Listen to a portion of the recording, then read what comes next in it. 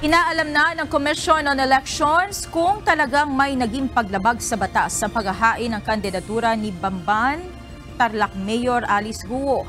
Ayon kay COMELEC spokesperson John Rex Laudianco, hinihintay pa rin ng komisyon kung mayroong maghahain ng election offense laban sa alkalde.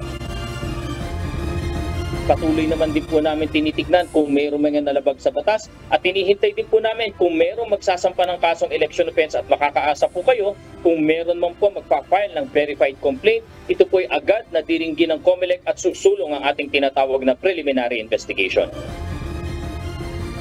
Nakwestiyon ang tunay na citizenship ni Mayor Guo matapos ang isinagawang investigasyon ng Senado kung saan bigo ang alkalde na magbigay ng mga detalye ukol sa kanyang kapanganakan at school records.